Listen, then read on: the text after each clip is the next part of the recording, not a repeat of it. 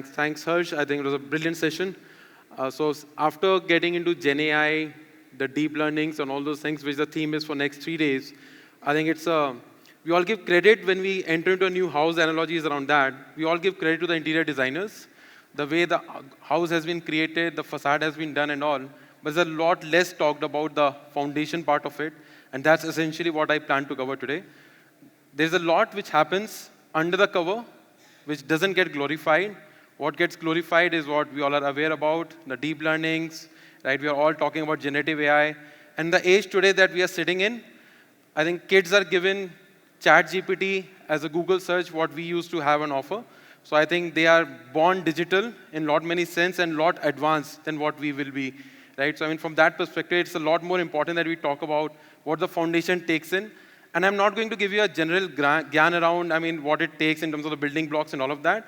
What I'm going to talk about is around what I learned from the practical experiences throughout my journey and what we all can take in. I'm sure there'll be something for you guys. And you can give a pat on your back for sitting in for our foundation session. So thanks to you all for being here.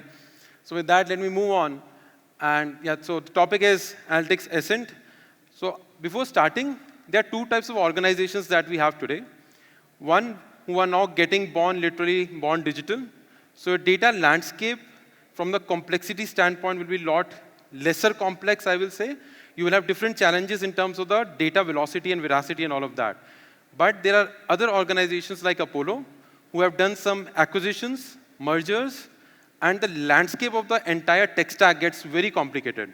You will have multiple ERP systems, you will have multiple systems within a supply chain, within a manufacturing, within also the marketing, sales, and everything, right? So there's a very complex architecture, and to let them talk seamlessly and create a value or insight out of it, it's not that easy, right? So trust me, it takes a lot of pain. There's a lot of hard work which goes behind it. So that's exactly what we plan to glorify today. So what all goes behind that? So let's talk about that. So here's what Panda is trying to figure out, right? So I mean, what's making this tree stand tall? It's just to give you an analogy what we are talking, right? So it's all about during better times, somebody took care of it, that the roots have grown really deep and can withstand the weather, at least not forever, but for some longer duration than most of our houses built on a quicksand will be, right? So if you are building a house without a foundation, it's not going to stand, and that's exactly what it tells you. So try to invest behind the right foundation. So I plan to cover 3 things. I think the most critical, as you all know, for any topic is the why part of it. Why is foundation important? We'll then be very clear around the what and how part of it, right? So if we understand why you need a foundation, then we'll start moving towards the what and the how. Do we really feel that data foundation is important? I think that's the first question that we all need to answer for. On that, the first one is GIGO, I think we all are aware about. So it's like you are all standing in a deserted forest with a wrong compass in your hand, right? So your Google Maps is not working because the network is not there, and we have something else, a new startup launching an app on the navigation or something, right, which is still being tested in the UAT environments. You're going to get lost, right? So I mean, that's exactly the idea. So garbage in will lead you to garbage out, while we will have the best-in-class models, which are predicting something which is very interesting, but it will not be relevant for the folks for whom you are creating. So what it does, it solves for the scientist, it solves for the techie, but it doesn't solve for the business, because you have not ensured the right data getting captured, which is absolutely a value for the business. Second, I think, again, some jargons being used so that, yes, you are awake. SSOT, single source of truth. Imagine you being in a conversation wherein you're presenting some really high-stake presentation, coming with your findings based on analytical models, that, yes, this is my forecasting model, this is what we plan to deliver in the next month, next quarter, something of that sort. And there's a bleak voice coming in, right, from the corner of the room. Have you considered this data, right? These are very practical stuff, folks, and I'm not exaggerating and all. This is something which I have seen personally. So in the meeting, the entire conversation then moves towards the data, right? Why we missed this particular Excel file, why we missed this particular data? Because it was sitting with one of the geographies in their sales office, which was never parked under the centralized data theme. So how do you ensure that, yes, you have one single source of truth in place?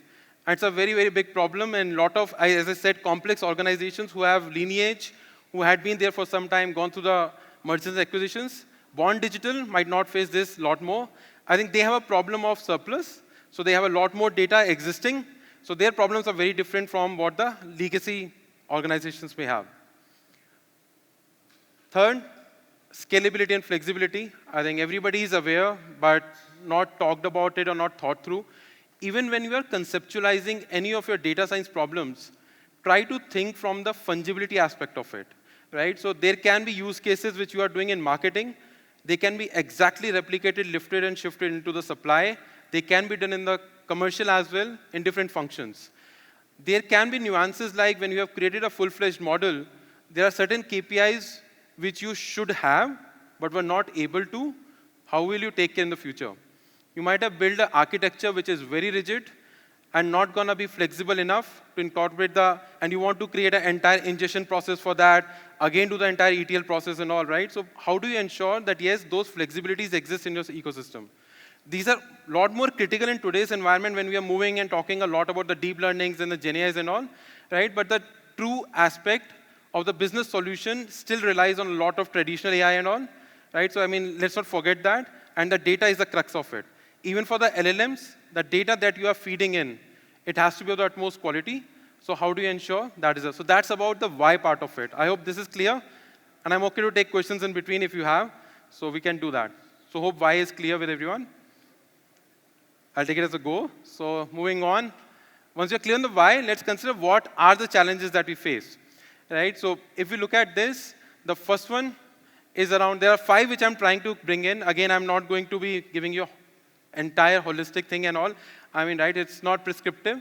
But these are things which I observed personally. So data silos. Again, there are a lot of silos which exist in the organization. We all respect that. But how do you try to bring a synergy wherein these all can be aggregated to get the maximum value out of it? So these silos can be, I'm sure most of you might have seen in your organizations, there might be an MIS guy in a region, there might be a cluster analyst, there might be analytics folks sitting within a function, sub-function, or a geography, and these all try to create a sort of, if I may say and use that loose word, on the cottage industry gets created. Right? Those are local dashboards that keeps on getting generated. And the type of, all these folks who are the consumers of these data and insights around that are hooked on to a particular nomenclature. That's going to be the next problem which I'll talk about. But the silos is something which you have to really take care of. And there's another strategy around it which we'll talk about how to do it, but this is a big problem. Second, the data definition. On the data definition part, there are a lot of masters that exist. To bring it clinically, you will have a product master, you will have a brand master, SKU masters, you will have material masters, if you understand the entire supply chain domains and all, and everybody talks a different language. A brand name, which might be any product you can take from your industry, will be referred to as a very different name in the different geographies and the functions. There'll be slangs which are getting used in the organization. The SAP codes which exist, right? You may not relate to it, but a finance guy relates to it a lot more than a marketing guy. So how do you ensure that the data definition itself is right? Right? So we are all referring to the same data point, and we are defining it pretty well. Now, here's an interesting one. When we chart up on the data aggregation part, people will say, yes, this is the data which commercial owns and all, but there is no face of it. Right? If you plan to have a foundation to be created, who will own up the data? Being a techie, can you own the data? I don't think so, right? So you don't want to own the data quality of it, the data completeness part of it is something which the function or the data expert has to own it up. You need to have a data steward, you need to have a data owner who owns this particular aspect of the business, right? So this is very critical, looks pretty simple, but trust me, when you go down this path, you will hardly find any owners of this who take it up, yes, this is my data. So how do you ensure that this comes out? Moving on. The inaccuracy, yeah, sure.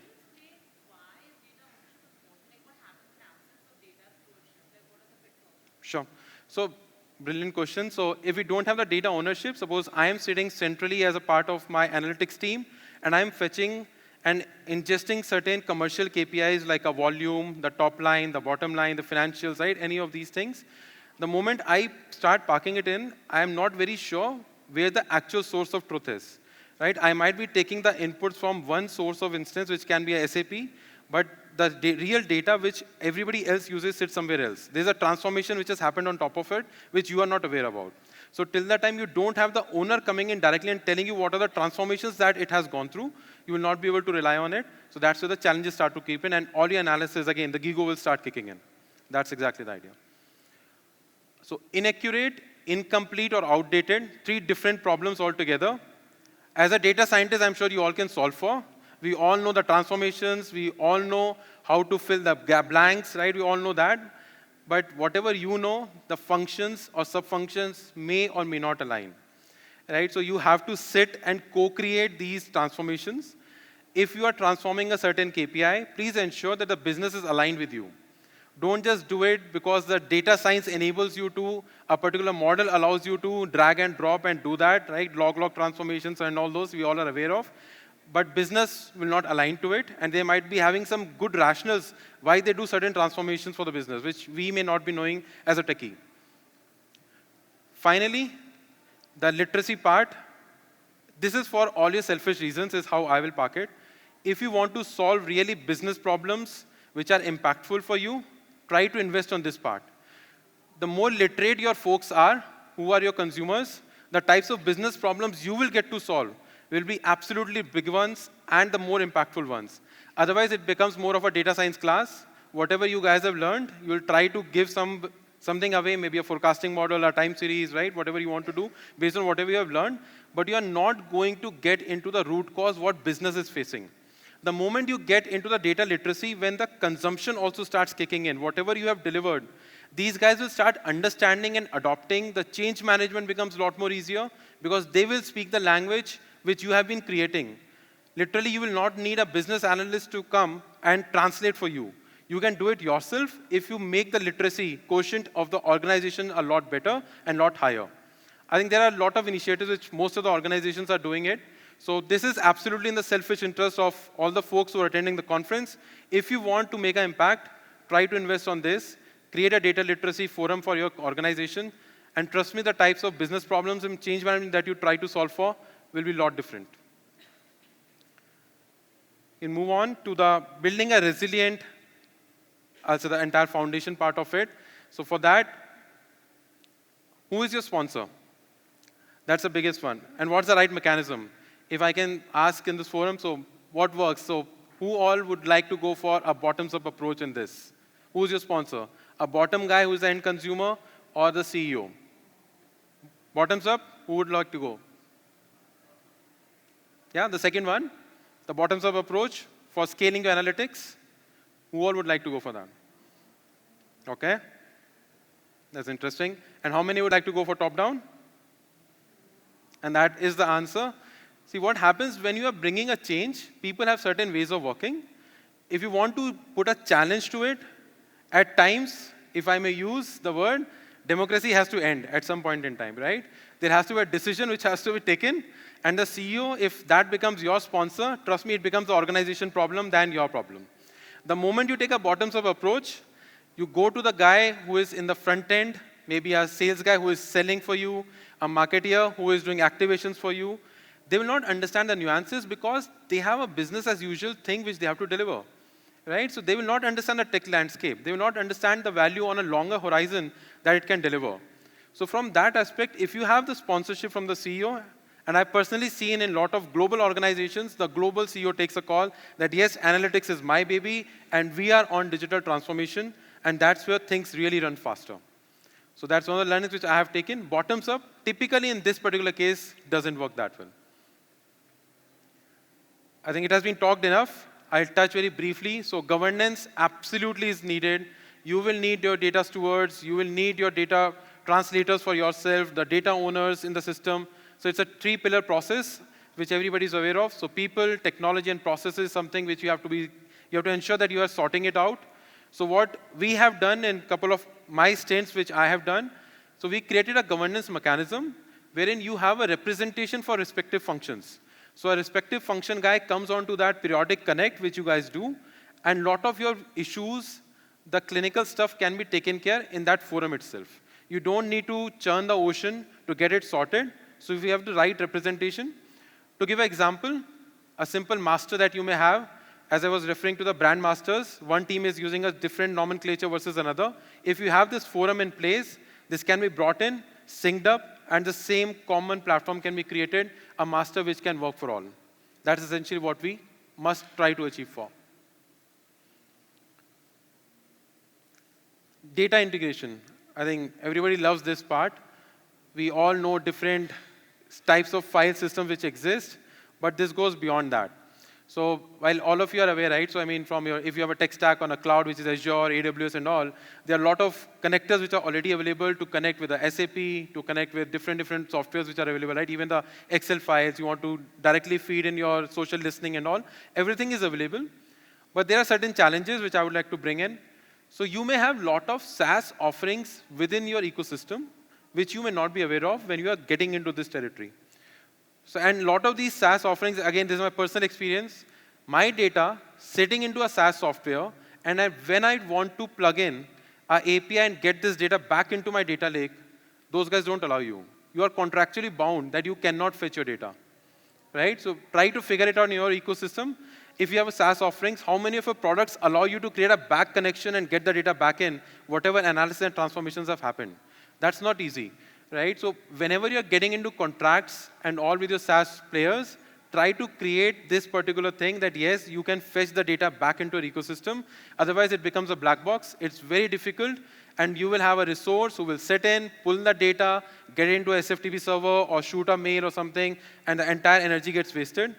In the automation, the least manual intervention you can have, the better it is. That's exactly what I want to land in with data integration. I think we all are aware what it is, but there are a few nuances which you would like to at least take care from the landscape perspective so that you are sorted in that. This is also, again, a very funny one, open source versus a closed one. While open source looks very lucrative, free of cost and all, but you will get a googly once you will start, you might have planned your architecture, your control teams will come in, your audit teams will come in and say you are not allowed to use it. Right? So please be cautious what all you are trying to put in. You may want to go for the closed source. The challenge will be the budgets. Right? Why GenAI is not scaling today? I mean, that's a different conversation, but to give a gist of it, right, the compute is heavy here. Right? Till the time you don't have a ROI of it, I'm not sure how many organizations are really scaling it up to the production levels versus a POC or a UAT level. So that's a compute part of it, which you have to ensure that, yes, if you're going for a closed source, how much budgets you have in place, what all you can do with it.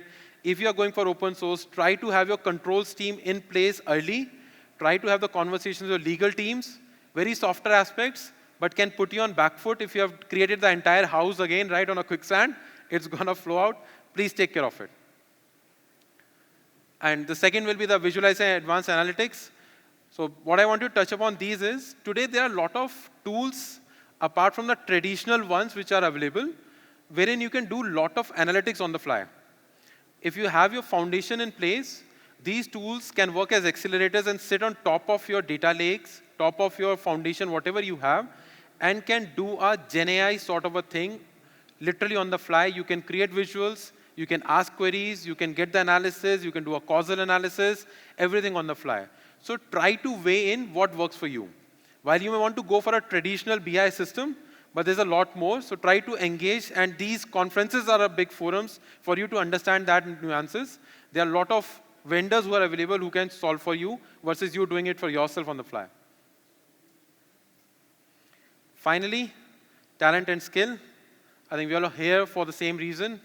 It relates and ties back to the same concept of data literacy as well.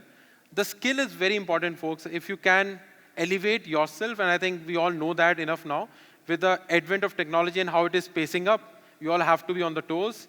What's happening in the industry, you need to understand. You have to be very agile, very nimble in terms of scaling up yourself. So it absolutely talks about that. And you need to invest a significant amount of time to ensure that, yes, you're ahead of the curve when it comes to the entire landscape of the skills and the data part of it. Finally, my last slide. So data is the nutrition for AI. But we all know if we eat junk food, what's going to happen. So please avoid junk food in this case and eat quality organic stuff. That's really going to work wonders for you. So that's it from my side. Open for any questions and answers. Yeah.